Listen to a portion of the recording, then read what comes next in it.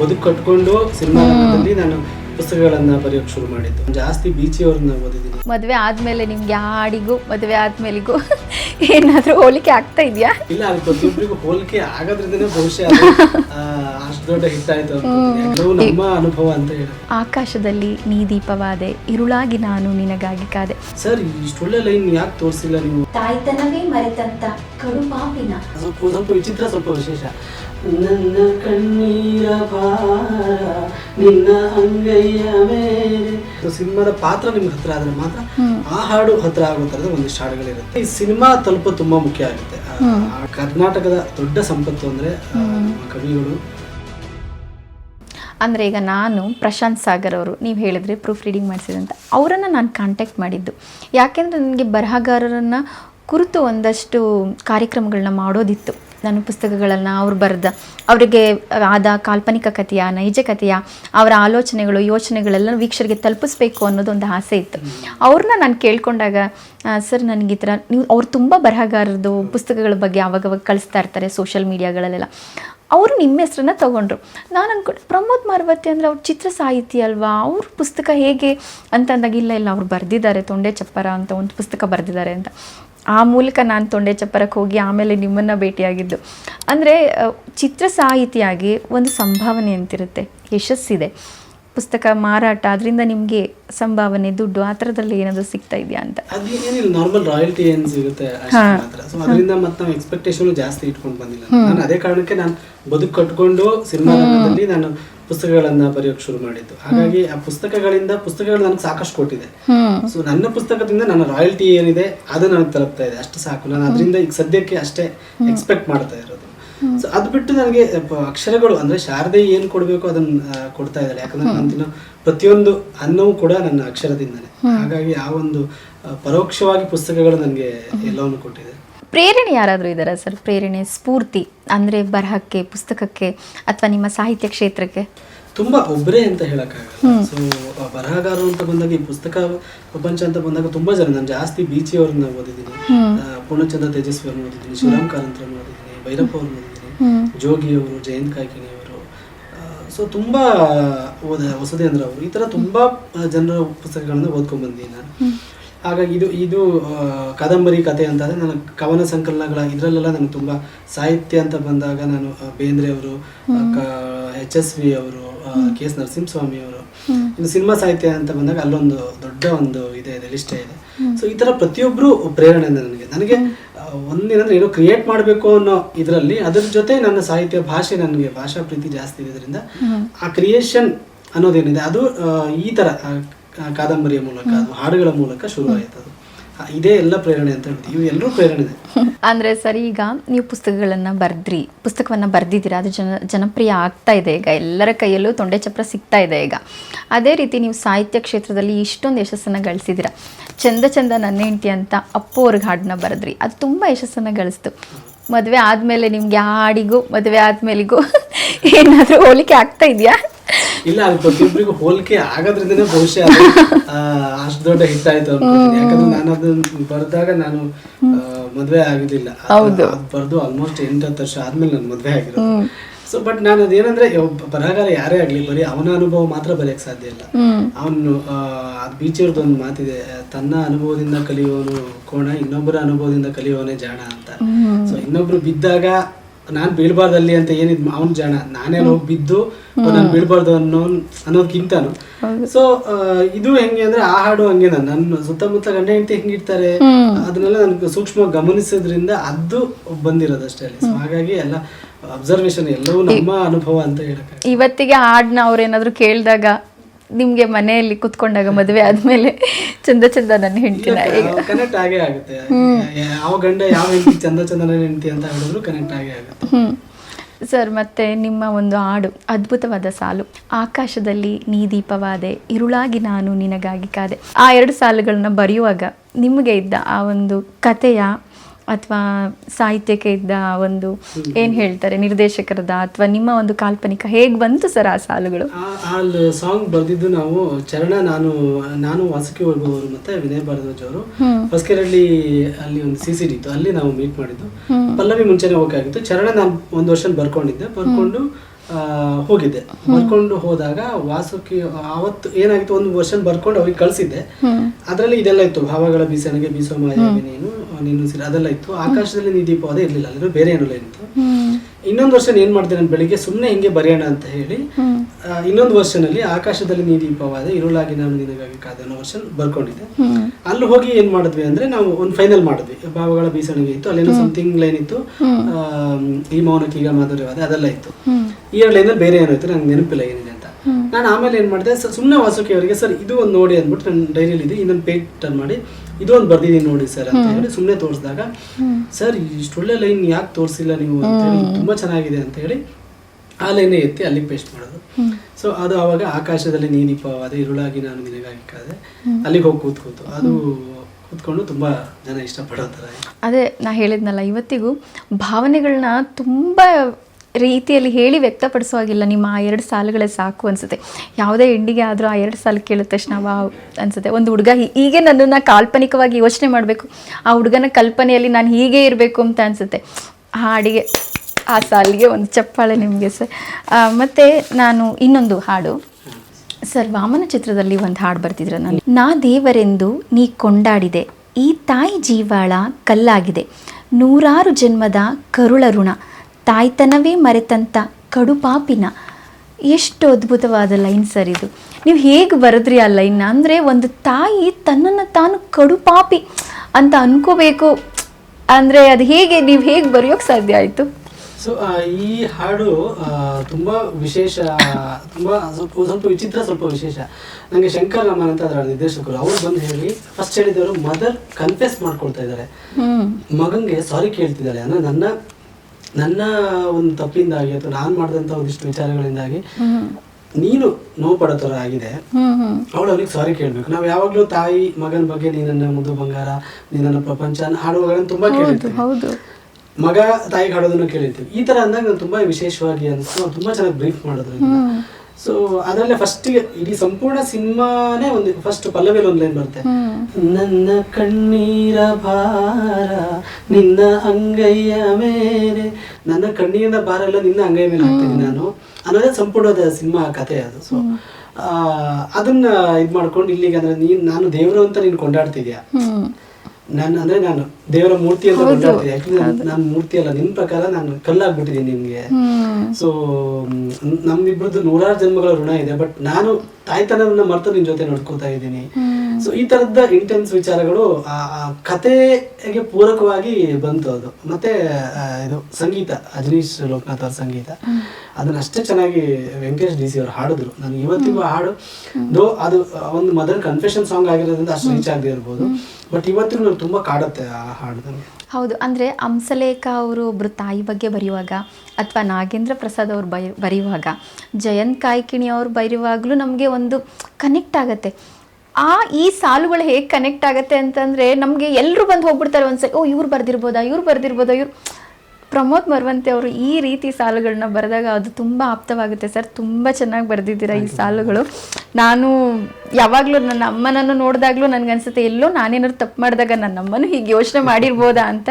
ತುಂಬ ಸುಂದರವಾದ ಹಾಡು ಆ ಸಾಹಿತ್ಯ ತುಂಬ ಖುಷಿ ಆಯಿತು ನನಗೆ ಸರ್. ಇವಾಗ ನೀವು ಇಷ್ಟು ಸಾಹಿತ್ಯ ಲೋಕದಲ್ಲಿ ಈ ರೀತಿಯಾಗಿ ತಾಯಿ ಬಗ್ಗೆ, ಪ್ರೀತಿ ಬಗ್ಗೆ, ಎಲ್ಲದ್ರ ಬಗ್ಗೆ ಬರಿತಾ ಇದ್ದೀರಾ, ಪುಸ್ತಕವನ್ನು ಬರಿತಾ ಇದ್ದೀರಾ. ಇನ್ನು ಮುಂದೆ ಪುಸ್ತಕ ಬರೆಯೋದ್ರಲ್ಲಿ ನಿಟ್ಟಿನಲ್ಲಿ ಬರಹಗಾರರಾಗಿ ಮುಂದುವರಿಬೇಕು ಅನ್ನೋ ಆಸೆ ಇದೆ.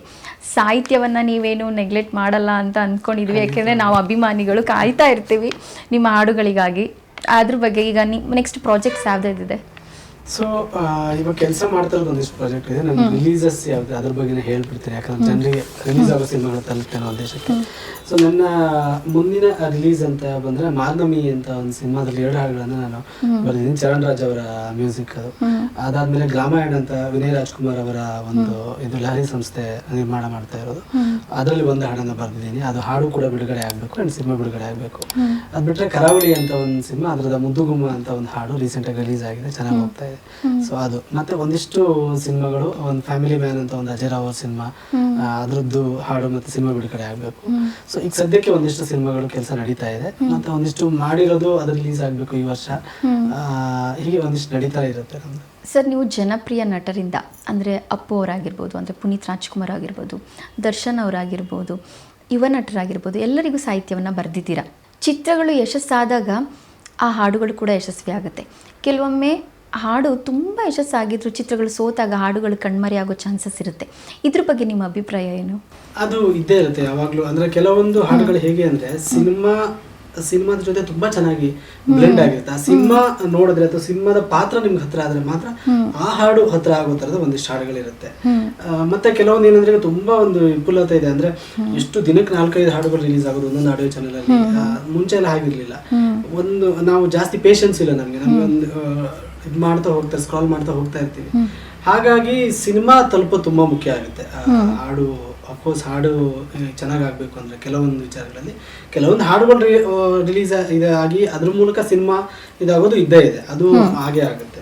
ಹಾಗಾಗಿ ಕೆಲವೊಂದು ಹಾಡುಗಳು ಎಸ್ಪೆಷಲಿ ಕೆಲವು ಪ್ಯಾಥೋ ಹಾಡುಗಳಾಗಿರ್ಬೋದು ಅಥವಾ ತುಂಬಾ ಇಂಟೆನ್ಸ್ ಆಗಿರುವಂತ, ಈಗ ನಾವೇನು ಎಕ್ಸಾಂಪಲ್ ಕೊಟ್ಟು, ಸೊ ಆ ಥರ ಆ ಸಿನಿಮಾ ವರ್ಕ್ ಆಗುವಂಥ ಹಾಡುಗಳು ಕೆಲವು ಇರುತ್ತೆ.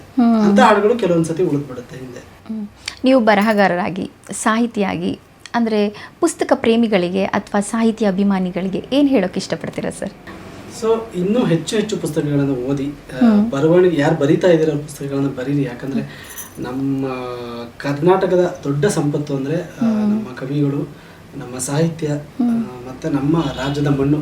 ಸೊ ಹಾಗಾಗಿ ಅದನ್ನು ಕಾಪಾಡ್ಕೋಬೇಕು. ಮತ್ತು ಎಷ್ಟೇ ನಾವು ಈ ಮುಂಚಿನ ಕಥೆಗಳನ್ನ ಎಲ್ಲವನ್ನೂ ಸಿನಿಮಾ ಮಾಡೋಕ್ಕಾಗಲ್ಲ. ಸಿನಿಮಾ ಒಂದು ಬೇರೆ ಪ್ರಪಂಚ, ಅದರದ್ದೇ ಒಂದು ಇದಿದೆ. ಸಾಹಿತ್ಯ ಪ್ರಪಂಚ ಇನ್ನೊಂದು, ಅದರದ್ದೇ ಒಂದು ಸುಂದರತೆ ಇದೆ. ಸೊ ಇವೆಲ್ಲವನ್ನ ಕಾಪಾಡ್ಕೊಂಡು ಹೋಗ್ಬೇಕು ನಾವು. ಇದೆಲ್ಲ ಕಾಪಾಡ್ಕೊಂಡು ಮುಂದಿನ ಜನ್ರೇಷನ್ಗೆ ಕೊಡಬೇಕು ಅನ್ನೋದು. ಯಾಕಂದ್ರೆ ಇಲ್ಲಾಂದ್ರೆ ಮುಂದಿನ ಜನ್ರೇಷನ್ ಎಲ್ಲ ಬರೀ ಫೋನಲ್ಲಿ ಅಥವಾ ಎಲ್ಲ ಡಿಜಿಟಲ್ ವಿಡಿಯೋದಲ್ಲಿ ಏನು ಕಾಣುತ್ತೆ ಅದು ಮಾತ್ರ ಅಷ್ಟೇ ಇದೆ. ನಾವು ಹೇಗೆ ಬದುಕಿದೀವಿ ಅನ್ನೋದು ಅವ್ರಿಗೆ ಒಂದು ಡಾಕ್ಯುಮೆಂಟ್ರಿ ಆಗಿ ಅವ್ರಿಗೆ ಸಿಗಲ್ಲ. ಹಾಗಾಗಿ ಮತ್ತೆ ಎಲ್ಲದಕ್ಕಿಂತ ಹೆಚ್ಚಾಗಿ ನಮ್ಮ ಮಾನಸಿಕ ಆರೋಗ್ಯ ಅನ್ನೋದು ಇದೆಯಲ್ಲ, ಅದಕ್ಕೆ ತುಂಬಾ ಅಗತ್ಯ ಬುಕ್ ಅನ್ನೋದು ಈಗಿನ ಒಂದು ಕಾಲಮಾನದಲ್ಲಿ. ಹಾಗಾಗಿ ಸಾಹಿತ್ಯವನ್ನು ಓದಿ, ಸಾಹಿತ್ಯವನ್ನು ಬರೀರಿ, ಸಾಹಿತ್ಯವನ್ನು ಪ್ರೀತಿಸಿ. ಸಿನಿಮಾ ಸಾಹಿತ್ಯ ಆಗಿರ್ಬೋದು, ಎಲ್ಲದಕ್ಕಿಂತ ಹೆಚ್ಚಾಗಿ ಕನ್ನಡವನ್ನು ಪ್ರೀತಿಸಿ, ಕನ್ನಡ ಮಾತಾಡಿ ಅಷ್ಟೇ ಸರ್. ಅಂದರೆ ಪುಸ್ತಕವನ್ನು ಬರೆಯೋರು ಪುಸ್ತಕವನ್ನು ಮಾತ್ರ ಬರಿಬೇಕು, ಅದರಲ್ಲೇ ಮುಳುಗು ಹೋಗಿರಬೇಕು, ಅದಕ್ಕೆ ಅಂತ ಯಾವುದಾದ್ರೂ ಒಂದು ಪ್ರದೇಶವನ್ನು ಹುಡ್ಕೋಬೇಕು, ಅಲ್ಲಿ ಕೂತ್ಕೊಂಡು ಬರಿಬೇಕು ಅನ್ನೋದೆಲ್ಲ ಇದೆ. ಆದರೆ ಇಲ್ಲ, ಪ್ರಮೋದ್ ಮರವಂತೆ ಅವರು ಕೂಡ ಚಿತ್ರ ಸಾಹಿತಿಯಾಗಿ ಬಿಡುವಿನ ಸಮಯದಲ್ಲೂ ಕೂಡ ಪುಸ್ತಕವನ್ನು ಬರಿಬೋದು ಅಂತ ನೀವು ತೋರಿಸ್ಕೊಟ್ಟಿದ್ದೀರಾ. ಇದು ಎಷ್ಟೋ ಜನರಿಗೆ ಒಂದು ಸ್ಫೂರ್ತಿ ಆಗುತ್ತೆ ಅಂತ ನಾನು ಅಂದ್ಕೊಂಡಿದ್ದೀನಿ, ಬರಹವನ್ನು ಬರಿಬೇಕು ಅನ್ನೋ ಪ್ರೇಮಿಗಳಿಗೆ. ಅಂದರೆ ಆಸಕ್ತಿ ಇದ್ದರೆ ಯಾರು ಯಾವಾಗ ಹೇಗೆ ಬೇಕಾದರೂ ಬರಿಬೋದು, ಆಸಕ್ತಿ ಮುಖ್ಯ ಅನ್ನೋದನ್ನ ನೀವು ತೋರಿಸ್ಕೊಟ್ಟಿದ್ದೀರಾ. ಈಗ ಅವಾಗ ಏನು ಹೇಳಿದೆ ಅದಕ್ಕೆ ಆ್ಯಡ್ ಮಾಡೋದಾದ್ರೆ, ನಾವು ಹೆಂಗೆ ಅನ್ಕೋತೀವಿ ಅಂದರೆ ನಾವು ಯಾರೋ ಒಬ್ರು ಓದಿರೋದು ತುಂಬ ಇಂಟೆಲೆಕ್ಚುಯಲ್ಸ್ ಆಗಿರ್ಬೋದು, ಅವರೇ ಅಷ್ಟೇ ಪುಸ್ತಕಗಳನ್ನ ಬರೀಬೇಕು. ಕನ್ನಡ ಯಾರಿಗೆ ಚೆನ್ನಾಗಿ ಬರೆಯೋಕ್ಕೆ ಬರುತ್ತೆ, ಕನ್ನಡ ಯಾರು ಮಾತನಾಡಬಲ್ಲರು, ಕನ್ನಡದಲ್ಲಿ ತನ್ನ ಭಾವನೆಗಳನ್ನು ಯಾರು ಹೇಳ್ಬಲ್ಲರು, ಪ್ರತಿಯೊಬ್ಬರು ಬರೀಬೋದು. ನನಗೆ ಆಸೆ ಇದೆ ಒಬ್ಬ ಆಟೋ ಡ್ರೈವರ್ ಕತೆ ಪುಸ್ತಕ ಬರೀಬೇಕು ಅಂತ. ನಾನು ಫಸ್ಟ್ ನನಗೆ ಬರೆಯೋದಕ್ಕೆ ತುಂಬ ಒಂದು ಪ್ರೇರಣೆ ಆಗಿತ್ತು, ಹನಿಗವನಗಳ ಬರೆಯೋಕ್ಕೆ ಪ್ರೇರಣೆ ಆಗಿದ್ದು ಶಿವಕುಮಾರ್ ಅಂತಲೇ ಅವರೊಬ್ಬರು KSRTC ಕಂಡಕ್ಟರ್, ಅವರ ಹನಿಗವನಗಳನ್ನು ನಾನು ಓದಿದ್ದೆ. ಅದನ್ನು ಓದಿದಾಗ ನಾನು ಯಾಕೆ ಬರೀಬಾರ್ದು ಅಂದರೆ ಅವರು ಆ ಬಸ್ಸಿನಲ್ಲಿ ನೋಡುವಂಥ ವಿಚಾರಗಳನ್ನೆಲ್ಲ ಇಟ್ಕೊಂಡು ಬರ್ತೀನಿ. ನನ್ನ ಕಾಲೇಜಿನ ವಿಚಾರಗಳನ್ನ ಇಟ್ಕೊಂಡು ಬರೆಯೋಕ್ಕೆ ಶುರು ಮಾಡಿದ್ದು. ಸೊ ಈ ಥರ ಪ್ರತಿಯೊಬ್ಬರು ಕೂಡ ಬರೆಯೋದಕ್ಕೆ ಶುರು ಮಾಡಬೇಕು. ಆವಾಗ ಏನಾಗುತ್ತೆ, ನಿಮಗೆ ಒಬ್ಬ ಆಟೋ ಡ್ರೈವರ್ ಆಗಿರ್ಬೋದು, ಒಬ್ಬ ಹೋಟೆಲ್ನಲ್ಲಿ ಕೆಲಸ ಮಾಡೋನಾಗಿರ್ಬೋದು, ಸೊ ಒಬ್ಬ ಡ್ರೈವರ್, ಕಂಡಕ್ಟರ್, ಅವರೆಲ್ಲ ಬರೆದಾಗ ಅವರು ಪ್ರಪಂಚವನ್ನು ನೋಡೋ ರೀತಿ, ಅಲ್ಲಿ ನಡೆಯುವಂಥ ಒಂದಿಷ್ಟು ವಿಚಾರಗಳು ನಾವು ನೋಡ್ತೀವಿ. ಜಾಸ್ತಿ ಡಾಕ್ಟರ್ಸ್ ಬರೀತಾರೆ, ಅವರ ಹಿಂದೆ ನಡೆಯುವಂಥ ಒಂದಿಷ್ಟು ವಿಚಾರಗಳನ್ನ, ಅಲ್ಲೊಂದಿಷ್ಟು ಹಾಸ್ಯ ಬರಹಗಳಿರುತ್ತೆ. ಸೊ ಈ ಥರ ಪ್ರತಿಯೊಬ್ಬರು ಆಟೋ ಡ್ರೈವರು, ಒಬ್ಬ ಸೆಕ್ಯೂರಿಟಿ ಗಾರ್ಡಿಂದ ಹಿಡಿದು ಕಂಪ್ನಿ CEO ತನಕ ಎಲ್ಲರೂ ಬರೆದಾಗ ಏನಾಗುತ್ತೆ ಅಂದರೆ ಬದುಕಿನ ಒಂದು ವಿಚಾರಗಳು ನಮಗೆಲ್ಲ ಬೇಗ ಅದೊಂದು ಇದಾಗ್ತಾ ಹೋಗುತ್ತೆ, ಎಕ್ಸ್ಚೇಂಜ್ ಆಗ್ತಾ ಹೋಗುತ್ತೆ ಅಂತ. ಸರ್, ಬರಹಗಾರರಾಗಿ, ಚಿತ್ರ ಸಾಹಿತಿಯಾಗಿ ಇವತ್ತಿಗೆ ನಿಮಗೆ ಸ್ಯಾಟಿಸ್ಫ್ಯಾಕ್ಷನ್ ಅಂತ ಅನಿಸ್ತಾ ಇದೆಯಾ? ಇಲ್ಲ, ಅಂದರೆ ನನ್ನ ಕೆಲಸದ ವಿಚಾರದಲ್ಲಿ ಇಲ್ಲ, ನಾನು ಆಯ್ದು ತೃಪ್ತಿ ಹೊಂದಿದ್ದೀನಿ, ಇನ್ನೇನು ನಾನು ಮಾಡೋದು ಆ ಥರ ಆ ಹಂತದಲ್ಲಂತೂ ಖಂಡಿತವಾಗ್ಲೂ ಇಲ್ಲ. ಯಾಕಂದ್ರೆ ನಾನು ಇಡ್ತಾ ಇರೋದಿನ್ನೂ ಅಂಬೆಗಾಲ ಅಷ್ಟೇ. ಬಟ್ ಒಂದು ತೃಪ್ತಿ ಅನ್ನೋದಕ್ಕಿಂತ ಸಮಾಧಾನ ಏನು ಅಂದರೆ, ನಾನು ಯಾವ ವೃತ್ತಿಯನ್ನು ನಾನು ತುಂಬ ಇಷ್ಟಪಟ್ಟನೋ, ಸೊ ನನ್ನ ಏನು ಪ್ಯಾಷನ್ ಅಂತ ಏನು ಬಂದು ಅದೇ ನನ್ನ ಪ್ರೊಫೆಷನ್ ಆಗಿದೆ. ಸೊ ನನಗೆ ಅನ್ನ ಕೊಡ್ತಿದೆ, ನನಗೆ ಮನೆ ಕೊಟ್ಟಿದೆ, ನಾನು ಬದುಕು ಕೊಟ್ಟಿದೆ, ಅಂದರೆ ಅಕ್ಷರಗಳೇ ನನಗೆ ಬದುಕು ಕೊಟ್ಟಿದೆ ಅನ್ನೋದು ಒಂದು ಖುಷಿ, ಆ ತೃಪ್ತಿ ಇದೆ. ಬಟ್ ಕೆಲಸದ ವಿಚಾರ ಅಂತ ಬಂದಾಗ ಇನ್ನೂ ಬರೆಯೋದು ತುಂಬ ಇದೆ. ನಾನು ಬರೆದಿರೋದು ತುಂಬ ಕಡಿಮೆ ಅಂತ ಭಾವಿಸ್ತೀನಿ. ಸೊ ಇನ್ನೂ ತುಂಬ ಹಾಡುಗಳನ್ನು ಬರೆಯೋದಿದೆ, ತುಂಬ ಪುಸ್ತಕಗಳನ್ನು ಬರೀಬೇಕು, ಸಿನಿಮಾ ಕಥೆಗಳನ್ನು ಬರೀಬೇಕು, ಈ ಥರ ತುಂಬ ಆಸೆಗಳಿದೆ. ಬರವಣಿಗೆ ಕ್ಷೇತ್ರದಲ್ಲಿ ನನಗೆ ನಾನು ಏನು ಮಾಡಿದ್ದೀನಿ ಅದರದ್ದು ಒಂದು 15-20 ಪಟ್ಟು ಇನ್ನೂ ಆಸೆ ಇದೆ. ಹಾಗಾಗಿ ಆ ವಿಚಾರದಲ್ಲಿ ತೃಪ್ತಿ ಇಲ್ಲ.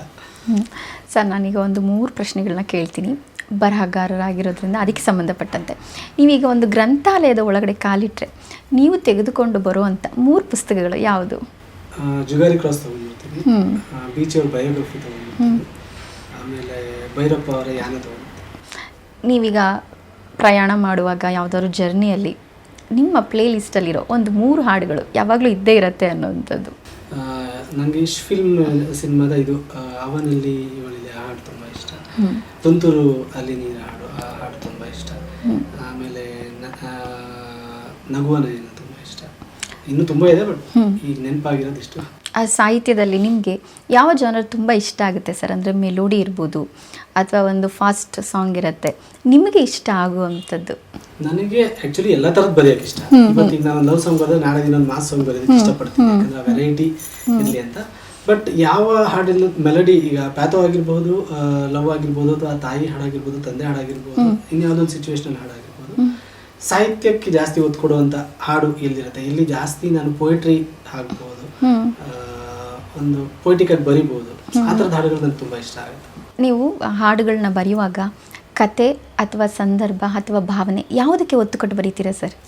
ಎಲ್ಲದಕ್ಕೂ ಒತ್ತು ಕೊಡಲೇಬೇಕಾಗುತ್ತೆ. ಸಂಗೀತ, ರಾಗ ಇರುತ್ತೆ, ಮೆಲಡಿ ಇರುತ್ತೆ, ಅದಕ್ಕೆ ಒತ್ತು ಕೊಡಬೇಕು. ಕತೆಗೆ ಅದು ಪೂರಕ ಆಗಿರ್ಬೇಕು. ಮತ್ತೆ ಸೌಂಡಿಂಗ್ ಅಂತ ಇರುತ್ತೆ, ಸೌಂಡಿಂಗ್ ಪ್ರಾಸಗಳಾಗಿರ್ಬೋದು, ಮಧ್ಯ ಪ್ರಾಸಗಳಾಗಿರ್ಬೋದು, ಸೌಂಡಿಂಗಿಗೆ ಒತ್ತು ಕೊಡಬೇಕು. ಎಲ್ಲದಕ್ಕಿಂತ ಹೆಚ್ಚಾಗಿ ಕೇಳುಗರು ಏನು ಇಷ್ಟಪಡ್ತಿದ್ದಾರೆ, ಅವ್ರಿಗೆ ಏನು ಬೇಕು ಅನ್ನೋದ್ರ ಕಡೆನೂ. ಇಷ್ಟೊತ್ತು AD ಕ್ರಿಯೇಷನ್ ಯೂಟ್ಯೂಬ್ ಚಾನಲ್ಗೆ ಬಂದ್ರಿ, ನಮ್ಮ ಜೊತೆ ನಿಮ್ಮ ತೊಂಡೆ ಚಪ್ರದ ಬಗ್ಗೆ ವಿಸ್ತಾರವಾಗಿ ಮಾತಾಡಿದ್ರಿ, ಸಾಕಷ್ಟು ಮಾಹಿತಿಗಳನ್ನ ಕೊಟ್ರಿ. ನಮ್ಮ ವೀಕ್ಷಕರಿಗೆ ಕೂಡ ಅದು ತುಂಬ ಇಷ್ಟ ಆಗಿರುತ್ತೆ ಅಂತ ನಾನು ಅನ್ಕೋತೀನಿ.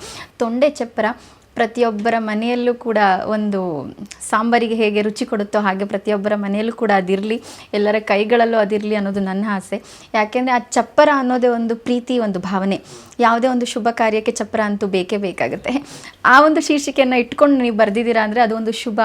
ನಿಮ್ಮ ಪುಸ್ತಕದ ಲೋಕಕ್ಕೆ ಪಾದಾರ್ಪಣೆ ಮಾಡಿರೋದ್ರಿಂದ ಅದು ಒಂದು ಶುಭ ಸೂಚನೆ. ಸಾಕಷ್ಟು ಪುಸ್ತಕಗಳು ಬರಲಿ ನಿಮ್ಮಿಂದ, ಅದು ಎಲ್ಲ ಓದುಗರ ಕೈಗೆ ಸೇರಲಿ ಅನ್ನೋದು ನಮ್ಮ AD ಕ್ರಿಯೇಷನ್ ಯೂಟ್ಯೂಬ್ ಚಾನಲ್ ಕಡೆಯಿಂದ, ನನ್ನ ಕಡೆಯಿಂದ ಒಂದು ಆಶಯ, ಹಾರೈಕೆ ಇದೆ. ಹೀಗೆ ಹೆಚ್ಚು ಹೆಚ್ಚು ಬರಿತಾ ಇರಿ ಸರ್. ಸಾಹಿತ್ಯ ಲೋಕದಲ್ಲಿ ಇನ್ನೂ ಹೆಚ್ಚು ಯಶಸ್ಸನ್ನು ಗಳಿಸಲಿ. ಬಂದಿದ್ದಕ್ಕೆ, ಇಷ್ಟೊತ್ತು ನಮ್ಮ ಜೊತೆ ಎಲ್ಲ ವಿಷಯಗಳನ್ನ ಹಂಚಿಕೊಂಡಿದ್ದಕ್ಕೆ ಕಾರ್ಯಕ್ರಮದ ಪರವಾಗಿ ನಾನು ನಿಮಗೆ ವಂದನೆಗಳನ್ನ ಅರ್ಪಿಸ್ತಾ ಇದ್ದೀನಿ. Thank you sir. ನಿಮಗೆ ಹೇಗೆ ಅನಿಸ್ತು ಸರ್ ನಮ್ಮ ಕಾರ್ಯಕ್ರಮಕ್ಕೆ ಬಂದಿದ್ದು? ಸೊ ಸಾಮಾನ್ಯವಾಗಿ ನನ್ನ ಸಂದರ್ಶನಗಳಲ್ಲಿ ನಾನು ಹಾಡುಗಳ ಬಗ್ಗೆ, ಅದರ ಹಿಂದಿನ ಕಥೆಗಳು, ನನ್ನ ಒಂದು ಬದುಕು, ಇದ್ರ ಬಗ್ಗೆ ಜಾಸ್ತಿ ಮಾತಾಡಿದ್ದೆ. ಪುಸ್ತಕದ ಬಗ್ಗೆ ಮಾತಾಡಿದ್ರು ಕೂಡ ಎಲ್ಲೋ ಒಂದು ಸ್ವಲ್ಪ ಮಾತಾಡಿದ್ದೆ ತೊಂಡೆ ಚಪ್ರದ ಬಗ್ಗೆ. ಆ್ಯಂಡ್ ಬಹುತೇಕ ಸಂದರ್ಶನ ಮಾಡಿರೋರಲ್ಲಿ ತೊಂಡೆ ಚಪ್ರದ ಬಗ್ಗೆ ಮಾತಾಡಿದ್ರು ಕೂಡ ಅವರು ಓದಿರ್ಲಿಲ್ಲ. ಮೊದಲ ಬಾರಿಗೆ ತೊಂಡೆ ಚಪ್ರ ಓದಿದವರೊಬ್ರು ಕೂತ್ಕೊಂಡು ಅದ್ರ ಬಗ್ಗೆ, ಅದ್ರ ಪಾತ್ರಗಳ ಬಗ್ಗೆ, ಹಾಗಾಗಿ ನಾನು ತೊಂಡೆ ಚಪ್ರದ ಬಗ್ಗೆ ತುಂಬಾ ವಿವರವಾಗಿ, ತುಂಬಾ ಆಪ್ತವಾಗಿ ಮಾತಾಡೋಕ್ಕಾಯ್ತು. ಅದು ನನಗೆ ತುಂಬಾ ಖುಷಿ ಕೊಡ್ತು. ಹಾಗಾಗಿ ನಿಮಗೂ ಕೂಡ thank you so much. Thank you sir, thank you so much ಬಂದಿದ್ದಕ್ಕೆ. ಎಲ್ರಿಗೂ ನಮಸ್ಕಾರ. ನಾನು Pramod Maravanthe. AD creations YouTube ಚಾನಲಲ್ಲಿ ಸಾಹಿತ್ಯ ಆಗಿರ್ಬೋದು, ಸಿನಿಮಾ ಆಗಿರ್ಬೋದು, ತೆರೆಮರೆ ಎಷ್ಟೋ ಪ್ರತಿಭಾನ್ವಿತರನ್ನು ಪರಿಚಯ ಮಾಡುವಂಥ ಒಂದು ಪ್ರಯತ್ನ ಆಗ್ತಾಯಿದೆ. ನನ್ನ ಸಂದರ್ಶನ ಕೂಡ ತುಂಬ ವಿವರವಾಗಿ ನಾನು ಬರೆದಿರುವಂಥ ಪುಸ್ತಕದ ಬಗ್ಗೆ, ನನ್ನ ಸಾಹಿತ್ಯ ಒಂದು ಪಯಣದ ಬಗ್ಗೆ ಎಲ್ಲ ಮಾತಾಡಿದ್ವಿ. ತುಂಬ ಖುಷಿ ಆಯಿತು. ಸೊ ನೀವು ಸಬ್ಸ್ಕ್ರೈಬ್ ಮಾಡಿಲ್ಲ ಅಂದರೆ ದಯಮಾಡಿ ಈ ಚಾನಲ್ನ ಸಬ್ಸ್ಕ್ರೈಬ್ ಮಾಡಿ ನೋಡಿ. Thank you so much.